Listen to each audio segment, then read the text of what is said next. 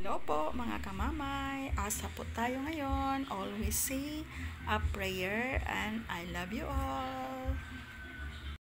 Ng araw mga kamamay, ang segment nga pala natin ngayon ay tungkol doon sa mga impulse buyer. Sana manood po kayo from start to finish. Salamat po. Ng araw mga kamamay, isa ba rin kayong katulad ko na yung sinasabi na impulse buyer, yung bumibili lang tapos hindi magagamit kasi mangyayari yun pag namimili ka ng mga items tapos nagmamadali kayo, lalo na't kasama mo yung asawa mo palaging sinasabing bilisan mo kasi may pusang nag-aantay sa kanya gaya nito Kala ko kasi floor mat ito, doormat lang pala. Yan. At saka ito, ang i-share ko sa inyo. Alam nyo ba na umabot ng ilang oras para maintindihan ko?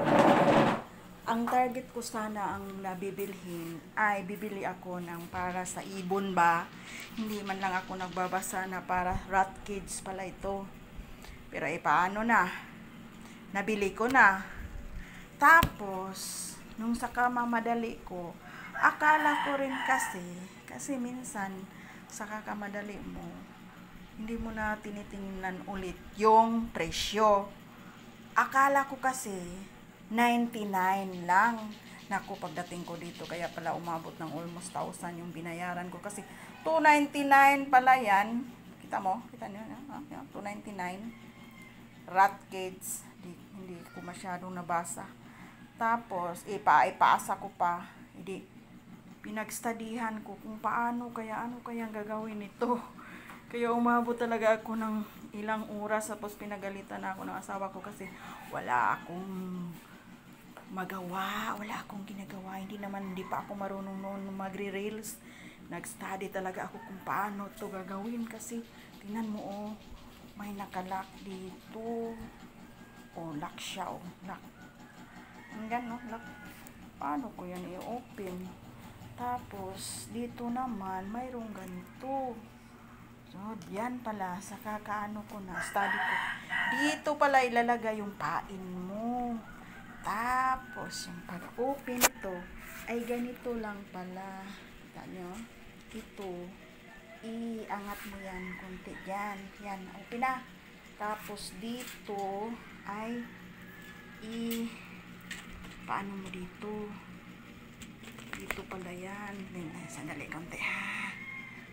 Yan. Ayan. Yan pala. Yan ha. Tingnan nyo yan. May naka-lock dyan. Yan pala ang design. Tapos, pag pumasok na yung target natin, kasi, na lang. Parang, pang inday rat kids na lang ito. Wala na yung ibon. Wala na sa plano. Ito na lang. Iano na lang natin to. Ayun ang mangyayari. Pagdating pala dito, pumasok na yung target. Tingnan natin ha. Sakali pumasok na yung target. Kunting lang pala dito. Siyempre, pumasok na yung target dito ha. Dito na papasok yung mga target inday natin. Kunting lang pala dito. Pag na hila na yung pain at naamoy na. Kunting lang. Yan. Kunting galaw lang ito. Ayan. Yan nalak. Parang biglaan lang So, ganyan lang pala. So, pasok na yung natin doon. Ganyan lang pala. Hay, nako. Kita nyo?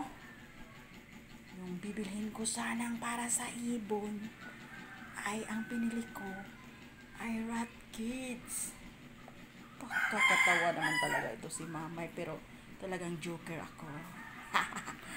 Thank you for watching mga kamamay. Sana may natutunan kayo ha. Kailangan pala huwag kayong magmamadali. Basahin yung maigi kung para saan yun at saka yung presyo. Natatawa lang ako sa sarili ko guys. Thank you for watching mga kamamay. Bye! Mga kamamay, kung nagugustuhan niyo po ang aking segment ngayon, paki-subscribe po and hit the notification bell para ma-update po kayo sa susunod kong mga segment. Paki-like and share na lang po. Bye-bye! Salamat!